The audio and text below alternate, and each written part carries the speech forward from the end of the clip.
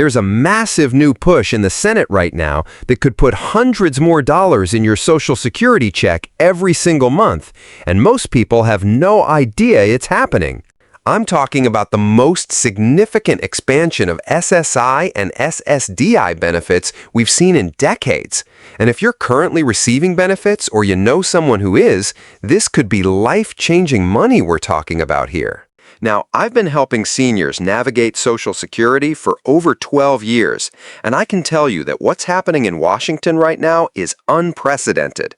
We're looking at potential benefit increases that could mean the difference between choosing between medication and groceries or finally being able to afford both. But here's the thing, this isn't just about bigger checks. There are specific winners and losers in this proposal, and by the end of this video, you'll know exactly where you stand and what you need to do to maximize your benefits. Stick around because I'm going to break down the payment schedule, show you the real numbers, and tell you exactly who benefits and who gets left behind. Hey everyone, welcome back to the channel. Before we dive into these massive changes, I want you to do me a favor. Drop a comment below and let me know what city and state you're watching from. I love connecting with viewers from all across the country, and it helps me understand where my audience is coming from. Now, I know times have been incredibly tough for seniors and people with disabilities. The cost of everything from groceries to medications has skyrocketed, but Social Security benefits haven't kept pace. Many of you have been telling me in the comments that you're struggling to make ends meet, even with your monthly benefits.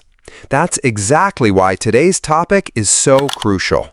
Here's what we're going to cover in the next few minutes. First, I'll break down the current payment schedule so you know exactly when your money hits your account. Then we'll dive deep into this new Senate bill. I'll show you the real numbers and who stands to benefit the most. After that, we'll talk about who, unfortunately, gets left out of these increases. And finally, I'll share what Congress should have included but didn't and what that means for your financial future. Let's start with the payment schedule because timing is everything when you're budgeting on a fixed income. If you were born between the 1st and 10th of the month, your SSI payment comes on the 1st and your SSDI payment arrives on the 2nd Wednesday. For those born between the 11th and 20th, you get your SSDI on the 3rd Wednesday. And if your birthday falls between the 21st and 31st, your SSDI comes on the 4th Wednesday of the month. Here's a concrete example.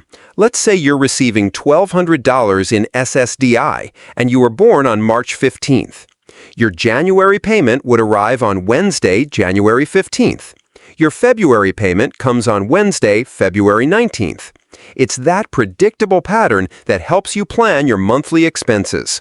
Now, SSI recipients also get their payments on the 1st of every month, but if the 1st falls on a weekend or holiday, you get paid the last business day of the previous month.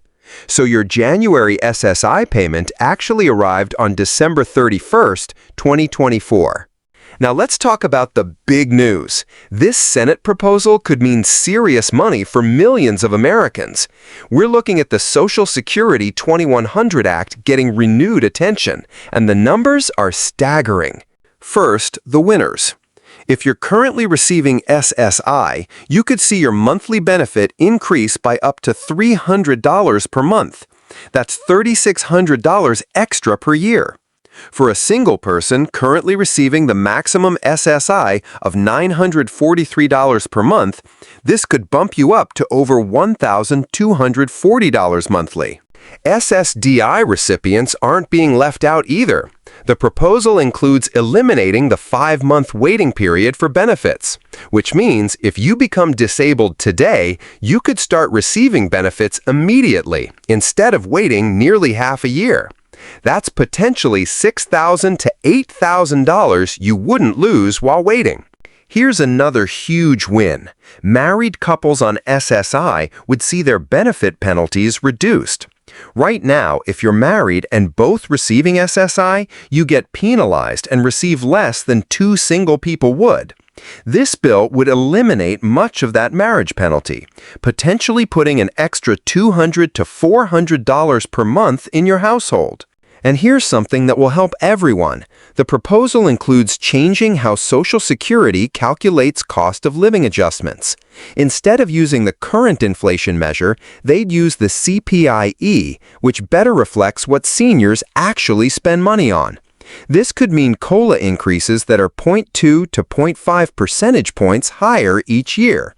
That might not sound like much, but over time, we're talking about hundreds of extra dollars annually. But let's be honest about who's getting left behind, because not everyone benefits equally from this proposal. If you're receiving Social Security retirement benefits and you're not also on SSI or SSDI, many of these changes won't directly impact your monthly check. The focus is primarily on the disability and supplemental security income programs, not traditional retirement benefits.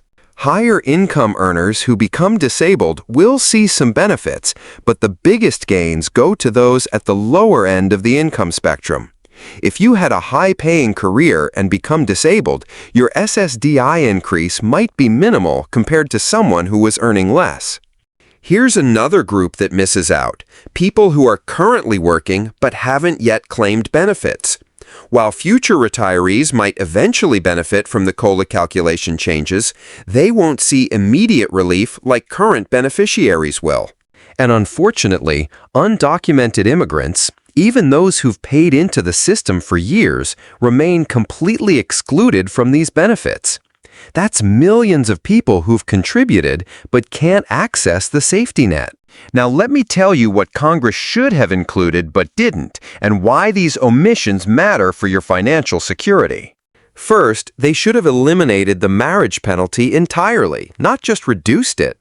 When two people on SSI get married, they shouldn't face a financial punishment. Love shouldn't cost you money, but under the current system, it still does. Second, the asset limits for SSI haven't been updated since 1989. You can only have $2,000 in assets as a single person, $3,000 as a couple. Do you know what $2,000 in 1989 would be worth today? Over $4,800. Congress should have raised these limits to at least $10,000 for individuals and $15,000 for couples. Third, they missed a huge opportunity to address the SSDI work incentives. Right now, if you're on disability and you try to work, you risk losing your benefits entirely. They should have created a gradual phase-out system where you can earn more without the all-or-nothing cliff. Fourth, Medicare eligibility should start immediately with SSDI, not after a 2-year waiting period. When you're disabled and can't work, waiting 2 years for health insurance is devastating.